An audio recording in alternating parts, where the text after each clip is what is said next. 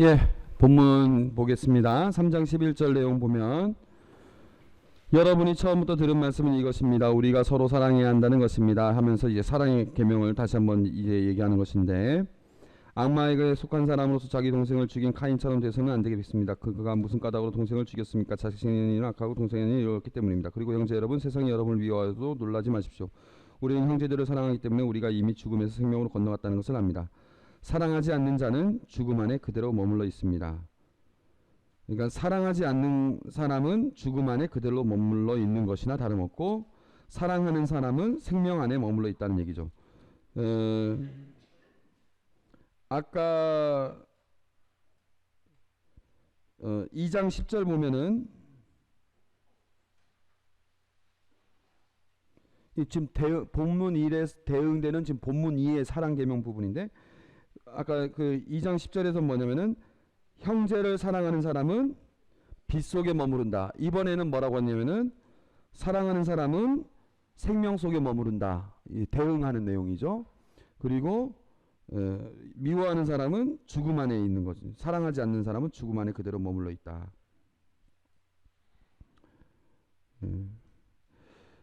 그래서 제가 이런 얘기를, 우리가 사랑이라는 말하고 삶이라는 말하고 비슷하죠? 사랑하고 삶 비슷하죠? 말이 사랑하다, 살아가다 비슷하죠? 영어에서도 러브하고 리브하고 비슷합니다. 예. 옆에 이건 독일어예요. 독일어.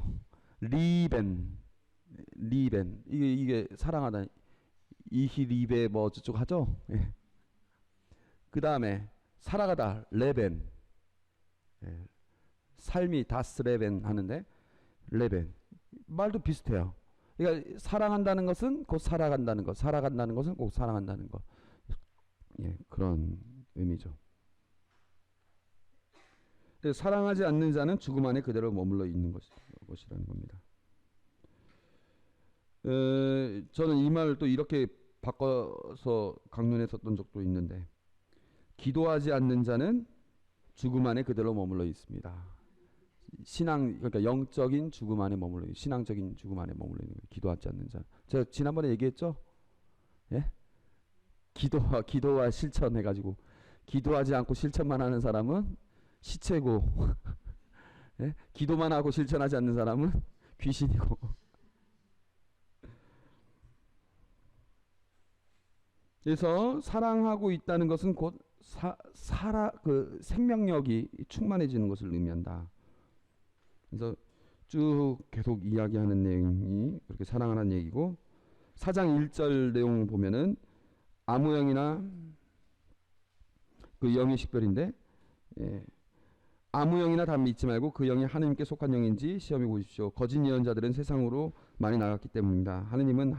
여러분은 하나님의 영을 이렇게 알 수 있습니다. 그리스도께서 사람의 몸으로 오셨다고 고백하는 영은 모두 하나님께 속한 영입니다. 그러나 예수님 믿는다고 고백하지 않는 영은 모두 하나님께 속하지 않은 영입니다. 그것은 그리스도의 적의 영입니다. 그래서 그 지금 공동체 안에 이단자들이 있고, 그 이단자들이 막 그 주장하는 것들이 지금 막 성행하고 있는데, 그것에 대해서 경계하라는 얘기죠. 지금 그 영이 오리라고 여러분이 전해 들었는데 이제 이미 세상에 와 있습니다.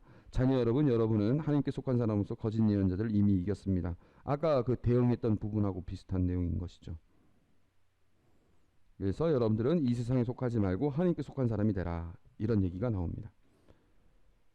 그래서 우리가 지금 여기까지 지금 본 거예요. 그 다음에 이제 본문 4장에서 5장 12절.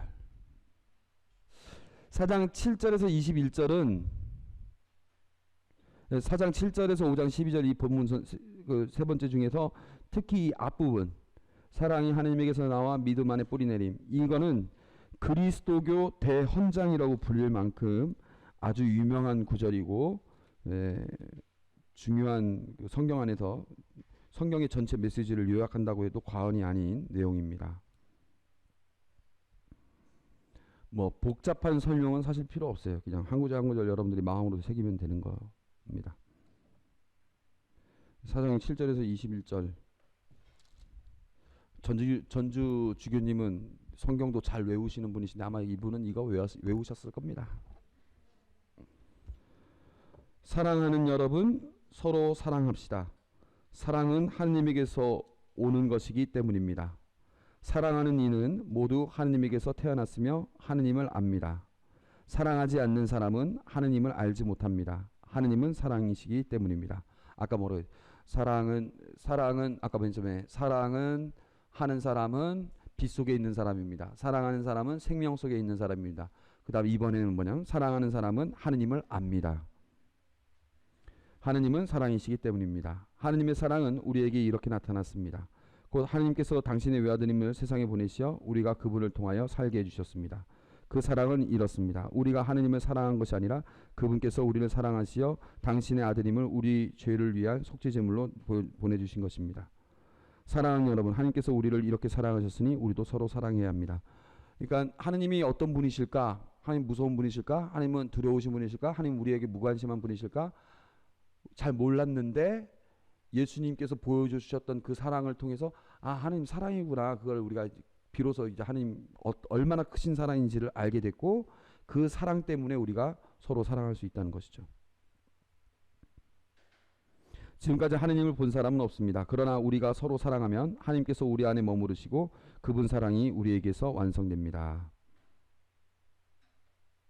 하나님께서는 우리에게 당신의 영을 나누어 주셨습니다. 우리는 이 사실로 우리가 그분 안에 머무르고 그분께서 우리 안에 머무르시다는 것을 압니다.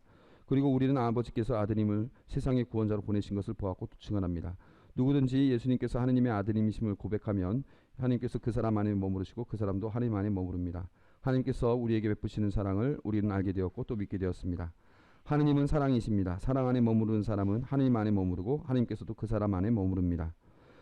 사랑이 우리에게서 완성되었다는 것은 우리도 이 세상에서 그분처럼 살고 있기에 우리가 심판날에 확신을 가질 수 있다는 사실에서 드러납니다. 사랑에는 두려움이 없습니다. 완전한 사랑은 두려움을 쫓아냅니다. 두려움은 벌과 관련되기 때문입니다. 두려워하는 이는 아직 자기의 사랑을 완성하지 못한 사람입니다. 우리가 사랑하는 것은 그분께서 먼저 우리를 사랑하셨기 때문입니다. 누가 나는 하나님을 사랑한다 하면서 자기 형제를 미워하면 그는 거짓말쟁이입니다. 눈에 보이는 자기 형제를 사랑하지 않는 사람이 보이지 않는 하느님을 사랑할 수는 없습니다. 우리가 그분에게서 받은 계명은 이것입니다. 하느님을 사랑하는 사람은 자기 형제도 사랑해야 한다는 것입니다. 뭐 제가 무슨 뭐 할 말이 있겠습니까? 여기 설명이 필요합니까? 예, 구구절절 그냥 맞는 얘기죠, 그냥. 예, 진짜 맞는 얘기입니다. 구구절절 맞는 얘기고 이거는 이제 여기에서 강조하는 것처럼 직접 사랑해 보지 않는 사람은 이 말이 와닿을 수가 없는 것이죠. 예? 직접 하느님을 사랑하고 이웃을 사랑하지 않는 사람은 이 말이 그냥 고리타분한 얘기가 되는 것이죠. 직접 사랑하고 그 사랑을 통해서 기쁨을 누렸던 사람은 이 말을 통해서 고개를 끄덕거리면서 이 말이 와닿게 되는 거죠. 이게 몇몇 설명들은 했긴 했는데 사실 특별히 설명하고 자시고 할 것도 없습니다. 이것만 얘기하죠. 하나님 사랑과 이웃 사랑의 우선성. 하느님을 사랑하라, 이웃을 사랑하라 이렇게 하는데 어느 걸 먼저 해야 되느냐. 우리 신학생 때 이런 고민들을 많이 했어요. 신학생들이. 내가 주일미사를 가고 있는데 옆에서 누가 다쳤다. 그러면 주일미사를 가야 되느냐. 오늘 저녁미사 이거 더 미사 이제 없는데 이거 빠지면 아예 그냥 주일미사 거라는 건데 옆에 이 사람 다쳐가지고 여기 119 전화하고 그 지켜주고 이러려면 미사 빠져야 되는데 어떻게 해야 되느냐. 이런 고민들. 예? 뭐라고 어떻게 해요? 하나님 사랑하고 이웃 사랑 중에 어떻게 해야 되느냐. 근데 예를 들어서 이제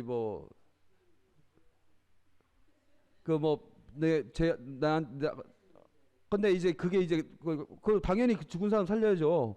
근데 이제 그게 이제 강조가 되다 보면 나는 사회에서 봉사활동도 많이 하고 사회에서 봉사활동 많이 하다 보니까 주말에 봉사활동 많이 가게 되고 주말에 봉사활동 많이 가게 되니까 이게 이웃사랑이고 하느님 사랑이지 나는 이 봉사활동 하는 한 난 주일미사 빠져도 돼 이런 식으로 합리화가 또 될 수 있거든요. 예? 그럴 때 그럼 본당 신부 뭐라고 하겠습니까? 아니 봉사도 중요하지만 하나님 사랑도 하지 않고 봉사하면 그 되겠냐고 이런 얘기 나오겠죠. 그런 얘기 또 나올 수도 있어요. 내가 돈 100만 원이 있는데 돈 100만 원을 갖고 이걸 선전 봉헌 성전 짓는데 돈 100만 원을 쓸까? 이웃 사랑하는데 돈 100만 원을 쓸까? 아니면 50대 50으로 나눌까? 이거 우리 항상 고민이 돼요. 이런 식으로 하나님 사랑과 이웃 사랑이 막 충돌되게 느껴질 때가 있습니다. 이거에 대해서 토마스 아퀴나스가 뭐라고 얘기했느냐? 하느님 사랑은 존재론적인 우선성을 띠고 있다, 이런 말을 해요. 존재론적인 우선성을 띠고 있다. 그러니까 그 얘기는 뭐냐? 모든 이웃 사랑은 하느님을 사랑하는 데에서 나와야 된다. 모든 이웃 사랑을 하느님을 사랑하기 때문에 나오는 사랑이어야 된다는 거죠. 내 남편을 하느님을 사랑하기 때문에 내 남편을 사랑하는 거예요. 그러지 않고는 그 사랑이 완성이 될 수가 없어요. 완성이 될 수가 없어요. 그러니까 그냥 박애주의자와 우리 그리스도교에서 보여주는 사랑은 그래서 다른 겁니다. 그냥 뭐 예를 들어 강정마을 그냥 활동가와 우리가 거기서 그 기도하는 내용은 그래도 다른 겁니다. 차이가 있는 거죠. 그냥 환경론자와 우리가 말하는 어떤 자연 사랑은 그래도 다른 겁니다. 우리는 하나님 사랑이 있기 때문에 사랑을 하는 거예요. 존재론적인 우선성을 갖고 있다. 그래서 아까 얘기했던 여러 가지 그 문제들에 있어서도 정말 하나님 사랑에 입각해서 그렇게 미사 빠지면서 가는 거냐? 라고 정말 물어봤을 때 본인이 과연 양심적으로 어떻게 대답하는지, 그건 이제 본인의 양심의 문제겠죠. 근데 실천적인 우선성은 이웃사랑이다. 실천적인 우선성. 그러니까 모든 실천은 이웃사랑을 한다. 예, 실천적인 우선성을 둔죠. 근데 그것의 존재론적인 우선성은 하나님 사랑이다. 이렇게 얘기를 하더라고요. 토마스 아퀴나스 성인이 아주 명쾌하면서도 항상 숙제로 남아있는 부분이죠. 그래서 그 진짜 누군가를 사랑한다는 게 참 쉽지는 않은 것 같아요. 정말 쉽지는 않은 것 같아요. 제가 가끔씩 그런 절망을 하게 됩니다. 모든 사람을 사랑한다고 해놓고서 바로 이 사람 한 사람을 사랑하지 못하는 내 자신을 보게 됩니다. 이게 쉽지가 않은 것 같아요. 오히려 제가 상처 안 주기만 해도 참 다행이지, 이런 생각도 들고 정말 어려운 부분인 것 같습니다. 근데 정말 누군가를 사랑할 때는 그 사람 안에 있는 그 하느님, 정말 그걸 사랑하는 마음으로 다가가려고 노력하면 그건 정말 그것이 유일한 기준인 것 같습니다. 제가 감실 우리 미사 때 항상 감실 앞에 가가지고 성체 꺼내고 성체 다시 모시고 다다 감실에 제가 이렇게 인사할 때는 그 언제 어느 때보다도 가장 이제 경건하게 그 감실 앞에서 인사하지 않습니까? 사제들이 다 그러지 않습니까? 그때 이제 느끼는 게 그 감실 앞에서 인사할 때의 그 마음가짐.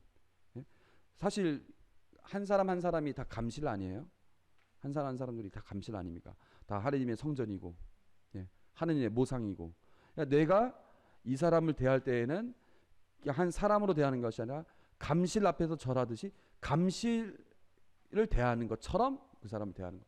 그게 이제 하나님 사랑을 바탕으로 이웃 사랑을 하는 거겠죠. 성당에서 우리가 함부로 막 떠들거나 함부로 막 까불거나 그렇게 안 하지 않습니까? 왜? 하나님 계신 곳인데. 하나님 계신 곳에서 우리가 조심하고 좀 더 경건하고 좀 더 이렇게 하려고 하는데, 그렇다면 바로 여러분 한 사람 한 사람이 다 하나님의 성전이니까 성당 안에서 제가 취하는 그 행동 그대로 사람들 앞에서 행동을 취해야 되겠죠. 뭐 넘어가겠습니다. 아무튼 이렇게 하고, 좀 어려운 표현들이 나오기 때문에 그거 조금 설명하면 이제 끝날 것 같아요. 5장 1절부터 보면은 이제 예수님께서 그리스도이심을 믿는 사람은 모두 하느님에게서 태어났습니다. 계속 강조하는 겁니다. 지금 이단자들 그 배경 속에서 아버지를 사랑하는 사람은 모두 그 자녀도 사랑합니다. 우리가 하느님을 사랑하고 그분의 계명을 실천하면 그로써 우리가 하느님의 자녀들을 사랑한다는 것을 알게 됩니다. 하느님을 사랑한다는 하는 것은 그분의 계명을 지키는 것입니다. 그리고 그분의 계명은 힘겹지 않습니다. 하느님께서 태어난 사람은 모두 세상을 이기기 때문입니다. 세상을 이긴 승리는 바로 우리의 믿음의 승리입니다. 세상을 이긴 사람이 누굽니까? 예수님께서 하느님의 아들이심을 믿는 사람이 아닙니까? 그래서 항상 지금 세 번째는 항상 세상을 이기었기 때문에 어쩌고저쩌고 이렇게 얘기를 나오죠. 그분께서 바로 물과 피를 통하여 세상에 오신 예수 그리스도이십니다. 물만이 아니라 물과 피로써 오신 것입니다. 여기서 말하는 물과 피는 세례와 희생적 죽음. 그러니까 이제 물은 이제 세례를 상징하는 것이고, 이제 피는 이제 희생적 죽음. 예수 그리스도께서 친히, 그러니까 하느님이신 그분이 친히 세례를 받았고 하느님이신 그분이 친히 죽으셨다. 혹은 물과 피 전체가 이제 희생적 죽음. 그러니까 물과 피, 그러니까 예수님, 하느님 자신이 고통받을 수 없다라고 생각하는 영지주의자들과 달리 하느님이 친히 그렇게 하셨다는 얘기를 지금 하는 겁니다. 성령은 곧 진리이십니다. 그래서 증언하는 것이 셋입니다. 성령과 물과 피인데 이 셋은 하나로 모아집니다. 그러니까 물과 피가 증언이 된다. 여기서 이 물과 피는 아까는 예수님에서 나온 물과 피고, 여기서 말하는 물과 피는 그 공동체 안에서 말하는 물과 피예요. 곧 세례성사와 성체성사. 세례성사와 성체성사와 성령께서 예수 그리스도의 그 진정성을 증언하고 있다. 그래서 두 번째 나온 성령과 물과 피인데 이때는 성령과 세례성사와 성체성사가 하나로 모아지고 그것이 예수 그리스도를 증언합니다. 이렇게 얘기를 하는 거예요. 지금. 증언은 원래 둘이나 셋이어야 되거든요. 이 신명기 그 내용을 보면. 여기 내용은 그런 의미로 여러분들이 알아들으시면 되겠습니다. 예, 뭐 별로 요한에서 막 어려운 건 없죠. 그래서 제가 아까 말씀드렸던 그런 배경만 잘 생각하고 읽으시면 예, 그렇게 걸릴 건 없습니다. 요한 2서는 예, 2서는 편지 형식입니다. 1서는 아까 교서 뭐 그런 거에 관련된 거지만 2서는 이제 그런 내용이 나온 거죠. 원로인 내가 선택받은 부인과 그 자녀들에게 인사합니다. 이렇게 했으니까. 그리고 이제 그 끝부분에 보면 끝인사가 있죠. 예, 선택받은 그대 자매의 자녀들이 그대에게 안부를 전합니다. 뭐 어쩌고저쩌고 이렇게 나와 있죠. 원로인 내가 선택받은 부인과 그 자녀들에게 인사합니다. 나는 그대들을 진리 안에서 사랑합니다. 나뿐만 아니라 진리를 아는 모든 사람이 그들을 사랑합니다. 이는 우리 안에 머물러 있고 또 영원히 우리와 함께 있을 진리 때문입니다. 하느님 아버지와 그분의 아드님이신 예수 그리스도께서 내려주시는 은총과 자비와 평화가 진리와 사랑 안에서 우리와 함께 있을 것입니다. 여기서 원로는 3서에서는 이제 가이오스에게 편지를 쓰는데, 이 원로가 선택받은 부인과 그 자녀에게 인사합니다. 이렇게 나와 있어요.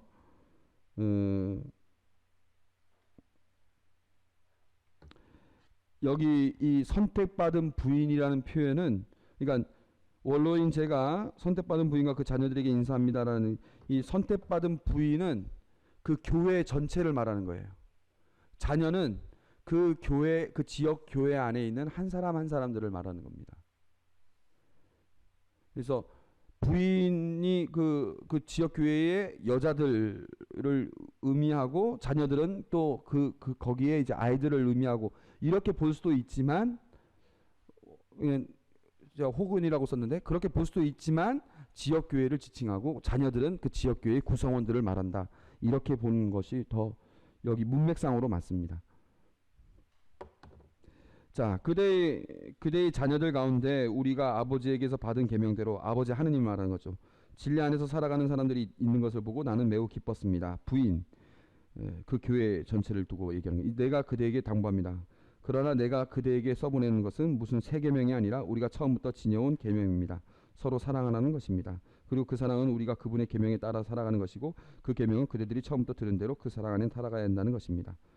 속이는 자들이 세상으로 많이 나왔습니다. 그들은 예수 그리스도께서 사람의 몸으로 오셨다고 고백하지 않는 자들입니다. 그러한 자는 속이는 자이며 그리스도의 적입니다. 비슷하죠, 내용이. 1서랑. 여러분은 우리가 일하여 이루어 놓은 것을 잃지 않고 충만한 상을 받을 수 있도록 자신을 살피십시오. 여기서 우리가 여러분에게 가서 복음화를 시켰고 신앙을 전달해 줬는데 그것을 잃지 말고 충만한 상을 받을 수 있도록 경계하라. 그리스도의 가르침 안에 머물러 있지 않고 그것을 벗어나는 자는 아무도 하나님을 모시고 있지 않습니다. 이 가르침 안에 머물러 있는 이라야 아버지도 아드님도 모십니다. 누가 여러분을 찾아가 이 가르침을 내놓지 않으면 그를 집에 받아들이지 말고 인사하지도 마십시오. 그에게 인사하는 사람은 그의 나쁜 행실에 동참하게 됩니다.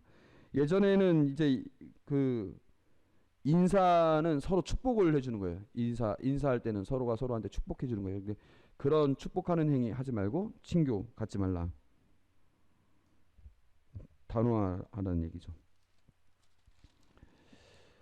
제가 예전에 어느 본당, 그러니까 저하고도 개인적으로도 잘 알고 있는 분이고 그 어느 본당 그에서 일할 때 있을 때 거기 신자였는데 어느 날 보니까 차 타고 지나가는데 보니까 철학관 딱 이름 있고 그 밑에 이름이 딱 있는데 그분 이름인 거예요. 그래서 이상하다 해가지고 그 본당 이제 신부님한테 가가지고 성당 나함수가 하니까 그분이 원래 약간 뭐 이런 뭐 손금 보고 뭐 이런 거 되게 좋아했었거든요. 별명이 도사였는데 결국에는 철학관 차렸더라고요. 제가 마음이 계속 걸려요. 그거 본 이후로 지금까지도. 거기 지나갈 때마다 계속 저길 전화해 마라 이러다 뭐 해봤자 뭐 어떻겠습니까. 근데 마음이 진짜 안타깝더라고요. 저 개인적으로.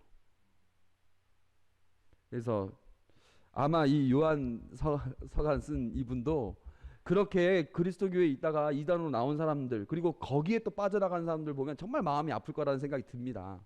그래서 요번에 다른 시민한테 그 얘기하면서 그 사람 그 철학관 차린 것 같다고 하니까 자기도 길 가다가 얼굴을 봤는데 눈빛이 달라졌다고 하면서 좀 마음이 좀 안 좋더라고요. 또 어느 집도 또 식당에 갔는데 그 식당 주인이 이 집은 원래 신자였는데 요새 성당 안 보인다고 해서 가서 요새 왜 성당 안 나오냐고 하니까 자기 이제 절간 부지런히 다닌다고. 그러니까 마음이 아파요. 마음이 아파. 구태야 되니까 어쩔 수 없이 절간 다녀야 된대. 마음이 아파요. 요한 3서 넘어가겠습니다. 요한 3서는 원로인 내가 사랑하는 가이오스에게 인사합니다. 나는 그대를 진리 안에서 사랑합니다. 이 가이오스가 누군지는 모르겠어요. 아무튼 그 공동체에서 멀리 떨어졌으니까 편지를 썼겠죠.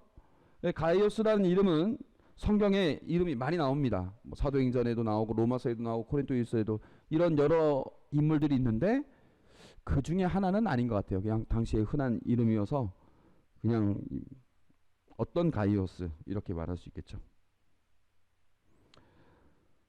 사랑하는 이여 그대의 영혼이 편안하듯이 그대가 모든 면에서 평안하고 또 건강하기를 빕니다. 형제 몇 사람이 와서 진리에 대한 그대의 충실성을 곧 그대가 진리 안에서 어떻게 살아가는지 증언할 때 나는 매우 기뻤습니다. 나에게는 내 자녀들이 진리 안에서 살아간다는 말을 듣는 것보다 더 큰 기쁨이 없습니다. 이 나와 있죠.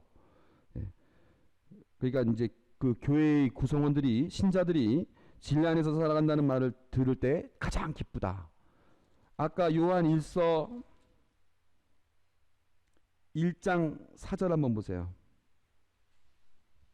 요한 1서 1장 3절 4절 보면 우리가 보고 들은 것을 여러분에게 선포합니다. 여러분도 우리와 친교를 나누게 하려는 것입니다. 우리의 친교는 아버지와 또 그 아드님이신 예수님과 나누는 것입니다. 그러니까 우리가 하느님 아버지와 예수님과 친교를 나누는 그 친교를 여러분들도 가졌으면 좋겠다고 나는 이 글을 쓰는 겁니다. 우리의 기쁨이 충만해지도록 이 글을 씁니다. 곧 뭐냐? 여러분들이 친교가 하나님과 친교를 맺으면 나는 참 기쁘겠습니다. 이 말을 했죠? 마찬가지입니다. 여기서도.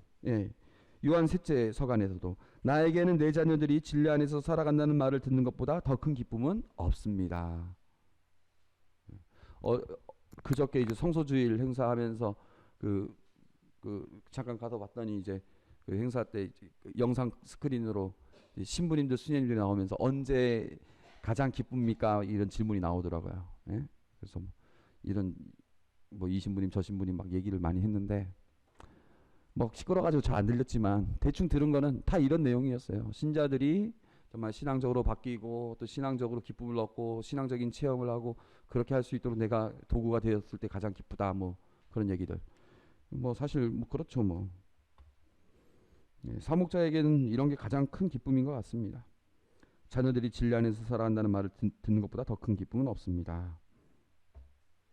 그 다음에 이제 나오는 내용은 선교사들에 대한 이야기, 디오트레페스라는 사람에 대한 이야기, 데메트리오스라는 사람에 대한 이야기 나옵니다. 그래서 선교사들한테 잘해라. 디오트레페스 나쁜 사람이다. 조심해라. 그 다음에 데메트리오스 잘한다. 본받아라. 잘 대해줘라. 뭐 이런 얘기 해서 끝나는 겁니다. 끝. 그 다음 유다서간. 유다서 베드로 2서 저자가 이용한 서간. 그래서 유다서의 내용과 베드로 2서의 내용이 비슷하다고 제가 지난번에 얘기했었죠. 그리스도 공동체 안에서 생긴 분열의 위기를 대처하기 위해 쓰여진 글. 여기서도 거짓 교사들이 나옵니다. 여기 거짓 교사들은 또 영지주의자들인데 이 사람들은 또 약간 또 좀 조금 또 성격이 달라요. 우리도 지금 뭐 UAG 하는데 UAG도 좀 다양하거든요. 예?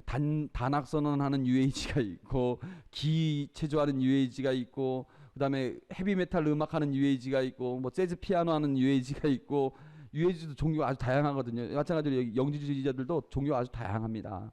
유다계 영지주의자들이 있고 또 그리스계 영지주의자들도 있고 좀 더 그리스도교적인 영지주의자들이 있고 그리스도교가 아닌 영지주의자들도 있고 막 그렇습니다.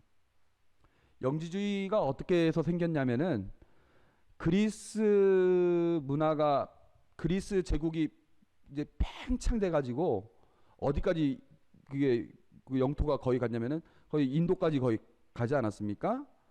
거의 인도까지. 그러니까 이제 인도 이 동양의 문화가 접해진 거예요, 서양에서. 그래서 동양의 문화와 서양의 문화가 만나가지고 뭐가 생겼냐면은 뭐가 생겼어요? 헬레니즘이 생긴 거죠. 헬레니즘이 그렇게 해서 생긴 겁니다. 헬레니즘이 생기면서 거기서 뭐가 나오냐면은 서양 사람들은 이성적이고 논리적이고 막 그런데 동양 사람들은 감성적이고 선을 하고 막 기도하고 명상하고 막 이런 것들이 있지 않습니까? 그게 만난 거예요. 그러면서 이 서양 사람들은 항상 이성으로만 생각하다가 그 동양적인 것에 빠지면서 이것만이 전부가 아니라 우리도 명상하고 그러면서 깨달음을 얻어야 된다. 지혜를 얻어야 된다. 우리가 육체에서 벗어나야 된다. 뭐 이런 생각들을 하게 된 거예요. 그러면서 영지주의가 나왔거든요. 오늘날 UAG가 어떻습니까? UAG가 어떻게 나온 거냐면은 서양 사람들이 과학 문물을 발전시키고 막 이렇게 하다 보니까 논리적이고 막 그렇게 하다가 메마름을 느낀 거예요. 근데 어땠어요? 세계가 점점 이제 세계화가 되기 시작한 거죠. 서양이 이제 유럽에서 이제 아프리카도 가고 아시아도 가고 하면서 막 여기를 접하기 시작하면서 동양의 기도하는 방법, 뭐 불교 뭐 이런 것들을 접하면서 동양과 서양이 또 만났거든요. 그러면서 이제 뭐 기체조라네, 뭐 선 명상이네, 막 그러면서 히피족이 나오고 뭐 어쩌고 막 그렇게 막 생긴 겁니다. 동양. 그래서 동양하고 서양이 만나면서 UAG가 나온 거거든요. 환경, 자연을 위해서 뭐 내 자신을 비우고 어쩌고 하면서 막 깨달음을 얻어야 되고 막 이러면서 나온 거거든요. 그래서 옛날 영지주의와 지금 UAG가 아주 성격이 아주 비슷해요. 아무튼 뭐 그렇고, 근데 유다서간에도 이런 분열이 나옵니다. 여기 보면 유다서의 내용을 보면 70인역보다 히브리 성경을 더 많이 인용한 것 같고요. 내용 분석을 했을 때. 그래서 70인역은 제가 지난번에 얘기했었던 히브리어 성경의 그리스말 번역이라고 그랬습니다. 그리스 시문의 음률을 잘 알고 어휘 구사 능력, 그리스어 구사 능력이 자유로운 편입니다. 그리고 유다교 논쟁 문학에서 관용적으로 쓰이던 표현을 서술하고 있습니다. 외경 위경들을 인용한 흔적들이 많습니다. 외경 위경 제가 지난번에 설명했던 것처럼 성경은 아닌데 그때 당시 그 문학적인 작품들 여러 가지가 있었다 이런 얘기했었죠. 특징이 그렇고 일단 넘어가겠습니다. 예수 그리스도의 종이며 야고보의 동기인 유다는 부르심을 받은 이들 곧 예수 그리스도께서 지켜주신 이들에게 인사합니다. 이렇게 나와 있는데 유다라는 이름도 성경에 더러 나옵니다. 첫 번째는 이제 12사도의 가운데 하나인 야고보의 아들 유다가 있고, 두 번째는 유다 이스카리오, 배반자 유다가 있죠. 이 사람들하고는 아니에요. 왜냐하면 여기 야고보의 동기라고 하는데 그 야고보의 아들 유다고, 유다 이스카리오시야 뭐 죽었으니까 편지 쓸 일도 없고, 예수님 형제 중에 하나일 수도 있어요. 왜냐, 마르코복음 6장 3절을 제가 얼른 찾아가지고 말씀드리면, 아니 그의 손에서 저런 기적들이 일어나다니 저 사람 목수로서 마리아의 아들이며 야고보, 요세, 유다, 시몬과 형제간이 아닌가 나와 있어요. 야고보, 요세, 유다, 시몬과 형제간이 아닌가. 주님의 형제 야고보가 있고 또 주님의 형제 유다가 있는 것이죠. 그래서 주님의 형제 유다가 아닐까 이렇게 보는 겁니다. 그래서 학계에서는 주님의 형제 야고보와 유다를 공경하는 공동체의 한 사람이 그 유다의 이름을 빌려서 쓴 서간이다 이렇게 생각하고 있다는 것이죠. 그 베드로서처럼 뭐 야고보서처럼 뭐 그런 식이라는 겁니다. 유다계 그리스도인입니다. 왜냐하면 유다 그러니까 이스라엘 사람들이 쓰는 방식의 그 수사학적인 표현과 그들이 주로 그 읽었던 그 문헌들을 많이 활용하기 때문입니다. 수신자는 구체적으로 어디인지는 모르겠지만 아무튼 이단자들, 이제 보게 될 이단자들이 있는 몇몇 지역 교회인 것으로 보입니다.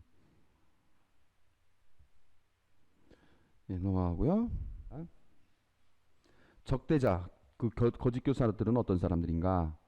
교회의 분열을 가져 여기 있는 그 내용들을 그대로 발췌하면 교회의 분열을 가져오고 천사들을 모독하고 주 예수 그리스도를 부인하고 영지주의자들이었을 것 같다.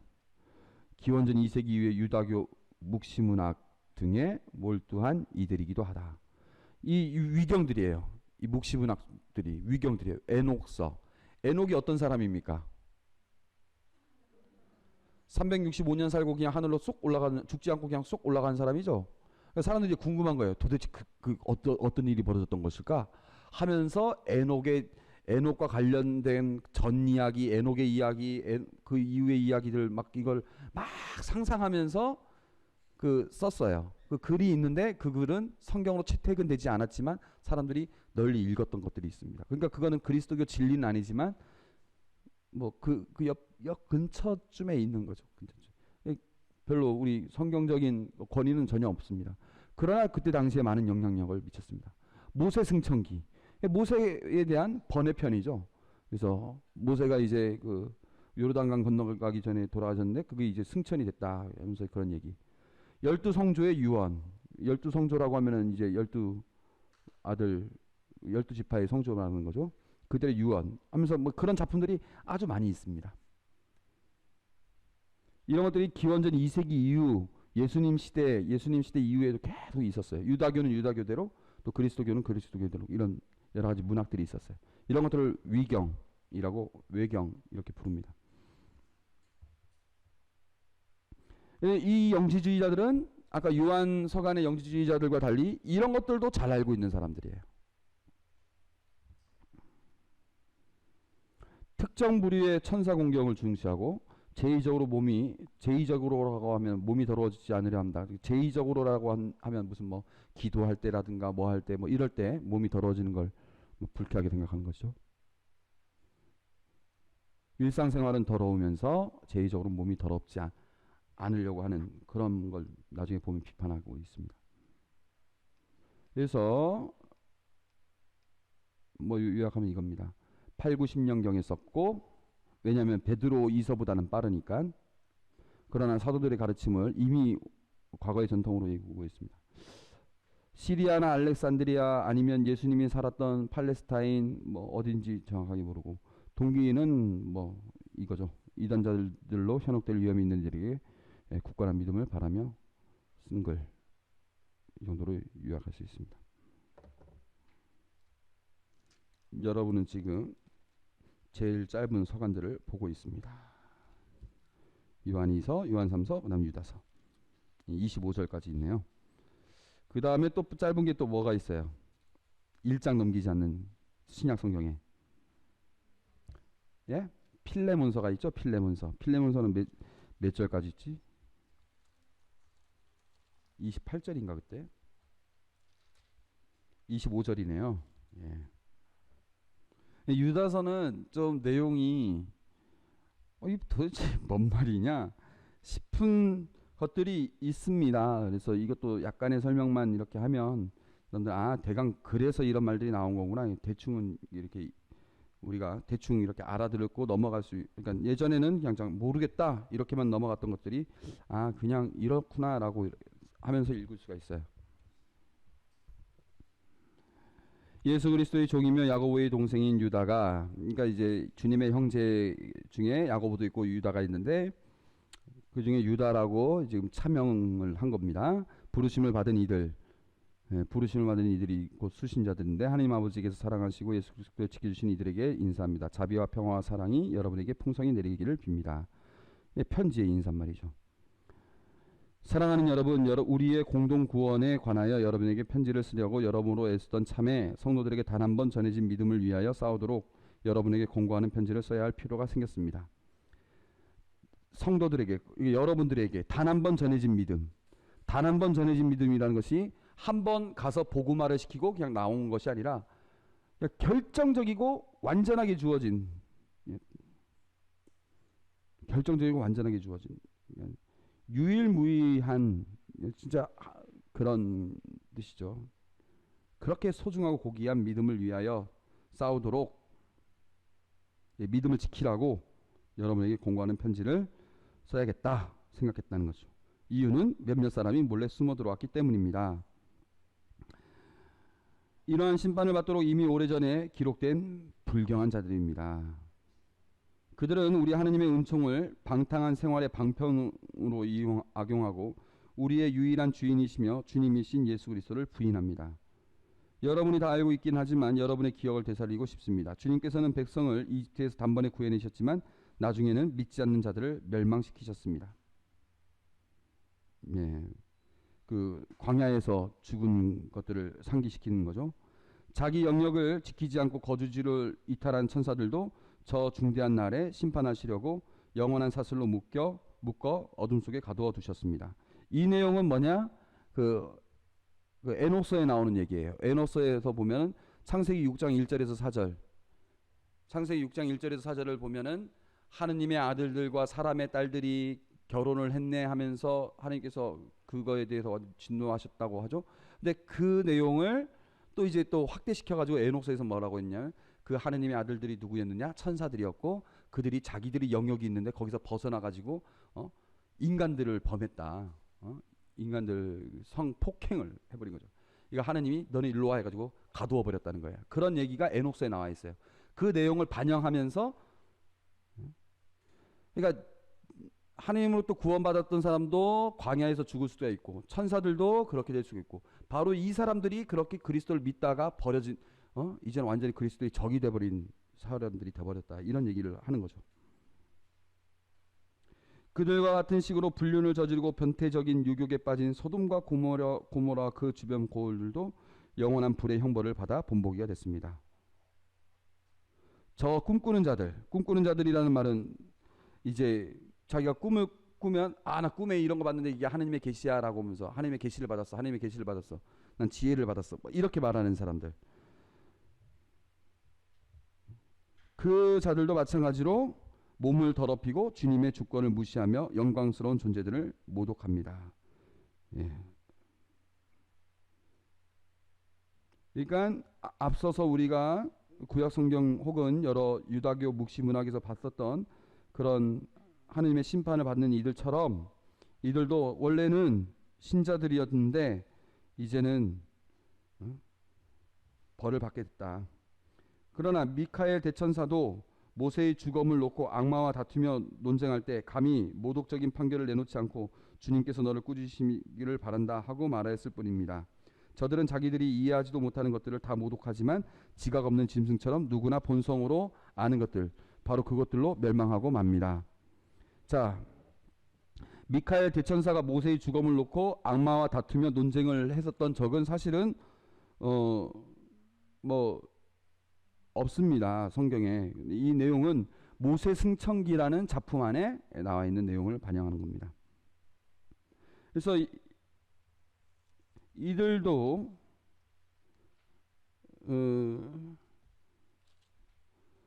본성들 바로 그것들로 멸망하고 맙니다. 하나님의 심판을 받는데 그 심판의 형태가 자신들의 그 본성적인 측면에 의해서 멸망하고 만다. 제가 하나님은 벌을 주시는 분이 아니라 하나님께서 말하시는 그 벌이라는 건 사실은 우리가 갖고 있는 그 죄의 그 본성 때문에 갖게 되는 바이러스라고 그랬죠. 예, 그런 의미로 얘기하는 거죠. 저들은 불행합니다. 카인의 길을 따라 걸었고 돈벌이 때문에 발라함의 오류에 빠졌으며 코라처럼 반항하다가 망하였기 때문입니다. 발라함, 뭐 코라 이거 다 그 모세오경에 나와 있는 사람들이죠. 겁도 없이 여러분과 잔치를 벌이면서 자신만 돌보는 저들은 여러분의 애찬을 더럽히는 자들입니다. 애찬이 뭘까요? 여기서 애찬. 사랑의 잔치. 사랑의 잔치라는 뜻이죠. 그건 뭘까요? 아가페. 아가페 식사를 말하는 거예요. 아가페 식사. 옛날에는 이제 미사하고 아가페가 있었죠. 아가페. 주님의 빵과 포도주를 이렇게 나누어서 먹고 마시고 또 자기들이 갖고 온 음식을 또 먹고 마시면서 아가페가 하나의 전례이면서 식사였던 거죠. 그걸 이제 번역을 애찬이라고 한 겁니다. 애찬을 더럽히는 자들입니다. 이들은 와가지고 괜히 와가지고 자기네는 뭐 하느님을 뭐 잘 알고 뭐 어쩌고 막 이렇게 하면서도 사실은 그렇지 않다는 거죠. 바람에 떠밀려 버리는 메마른 구름이고 늦가을까지 열매 하나 없이 2번이나 죽어 뿌리채 뽑힌 나무이며 자기들의 수치스러운 행실을 거품처럼 뿜어 올리는 거친 바다 물결이고 짙은 암흑에 영원히 갇힐 떠돌이 별입니다. 암흑에 갇힐 떠돌이 별. 이 떠돌이 별이라는 이것도 에녹서의 내용이에요. 에녹서에 보면은 이제 그 천사들을 별이라고 이렇게 했습니다. 그래서 암흑에 갇힐 떠돌이 별. 천사들이 감옥에 갇힌 그걸 비유한 것이죠. 저들을 두고 아담의 칠대손 에녹이 이렇게 예언하였습니다. 보라, 주님께서 수만 명이나 되는 당신의 거룩한 이들과 함께 오시어 모든 사람을 심판하시고 저마다 불경스럽게 저지른 모든 행실에 따라 불경한 죄인들과 당신을 거슬러 짓거린 모든 무엄한 말에 따라 각자에게 벌을 내리신다. 이것도 역시 에녹서의 내용을 반영한 것이죠. 저들은 불평꾼이며 불만꾼으로 자기 욕망에 따라 살아가는 자들입니다. 이 속을 챙기려고 사람들에게 아첨하면서 입으로는 큰 소리 칩니다. 사랑하는 여러분, 여러분은 우리 주 예수 그리스도의 사도들이 예고한 말을 기억하십시오. 그들이 조롱꾼 여러분에게 마지막 때에 자기의 불경한 욕망에 따라 사는 조롱꾼들이 나타날 것이다 하고 말하였습니다. 저들은 분열을 일으키는 자들로서 현세적 인간이며 성령을 지니지 못한 자들입니다. 그래서 이렇게 적대자들에 대해서 거짓 교사들에 대해서 경고하는 내용들이 나옵니다. 오늘날 우리 한국 교회도 마찬가지죠. 나주 율리아. 저는 나주 율리아 그 예전에 추정 60분에도 나왔어요. 여러분들 보신 분 계시죠? 거기에 보면은 일단 뭐 조작된 것이 아주 조작됐다라는 것이 아주 그 신빙성이 있게 얘기가 됐어요. 그것만 봐도 나주 율리아에 대해서 제가 참 저 사람들 저러면 안 되겠다는 생각이 드는데, 그것보다도 제가 확실하게 나주 율리아는 정말 문제가 많다라고 생각되는 건 뭐냐면은 90년대 초반에, 이미 80년대도 한 차례 했었지만 90년대 초반에 정식으로 그 조사관들이 갖고, 그러니까 신학자들 그다음에 그 관련된 그거를 광주교구에서 구성해가지고 조사관들이 갖고, 조사관들이 가서 거기서 여러 가지 형태를 조사하고 신학적으로 그 내용들을, 그 메시지라든가 이런 것들을 조사한 결과 당신들은 사적 계시를 받았다고 판단하기가 어렵다. 그러니 교회에 순명해서 더 이상 집회를 하지 말고 이렇게 해라 라고 했으면 해야 됩니다. 교회에 순명하지 않는 사적 계시가 말이 안 돼요. 교회에 순명하지 않는 사적 계시는 말이 안 돼요. 자체적으로 자기들끼리 미사를 해요. 본당 뻔히 있는데. 그러면서 지금은 거기서 벌어들이는 수익 갖고 아주 화려한 공원 만들고 막 경당 만들고 막 해가지고 지금도 계속 그 벌이를 합니다. 동남아에 있는 신자들한테 막 광고하고 선전해가지고 거기 사람들 막 와요. 그럼 그 사람들은 동남아 사람들은 또 이제 우리 저기 이태리 갔을 때도 저 신문 나그 나주율리아 갔었다고 뭐 했냐고 하니까 나주율리아 가가지고 거기서 뭐 이렇게 뭐 기도하고 뭐 어쩌고저쩌고 하고 그다음에 뭐 강원도 산에 올라가가지고 눈 봤다고 내 생애 처음으로 눈 봤다고 너무 좋았다고 그러면서 관광하고 갑니다. 지금도 그렇게 해요. 그 진짜 교회를 분열하는 사람들이죠. 천주교의 이름을 팔아가지고 성모님의 이름을 팔아가지고 그러면 이런 욕이 안 나오겠습니까? 예? 여기 나와 있는 것처럼 조심하라고 매번 그런 사람들이 꼭 나와요. 이게 양심이 없는 사람들 양심이. 그러면서 가끔씩 또 편지 옵니다. 나주율리아 해가지고 교황님으로부터 뭐 인정을 받았네, 뭐 어느 추경님으로부터 인정받았네. 그거 정식적으로 인정받은 것도 아닙니다. 공식적으로 얘기한 거는 나주율리아에 대한 그 광주교구의 판단과 한국 주교님들의 판단에 대해서 지지를 한다는 게 공식적인 내용이고 그게 공식적으로 서한이 나왔고 거기서는 그래서 우리 주교님들이 한번 교황청 방문했을 때 이 문제에 대해서 다시 한번 얘기해 달라고 하니까 우리 공식적으로 그거에 대해서 인정하지 않는다. 다시 그 얘기를 확인받았어요. 그런데 자기들끼리 몰래 성지순례 가가지고 몰래 거기서 막 조작을 했는지 어떻게 했는지 모르겠지만 어떻게든 막 갑자기 막 해가지고 거기 사람 그 추경님이 놀랐네 이렇게 한 걸 딱 찍어가지고 이 추경님도 인정했네 하면서 이렇게 그런 것들이 많이 있습니다.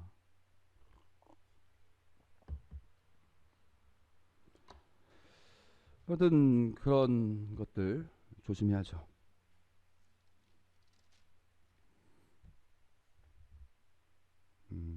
여기까지만 하겠습니다.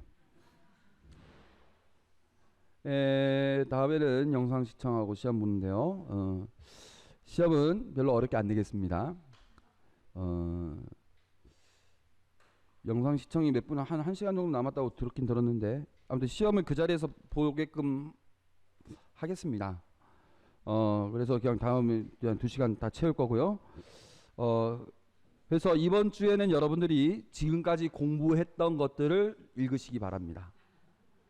지금까지 공부했던 것들, 성경 본문은 뭐 이미 다 읽으신 부분들이니까 이제 뭐 그냥 공부하다 보면 성경 본문도 찾아서 읽게 되고 뭐 그러니까 그렇게 하시고 그 다음 주에는 제가 레포트를 낼 거니까 그때는 이제 요한묵시록을 읽으실 거예요.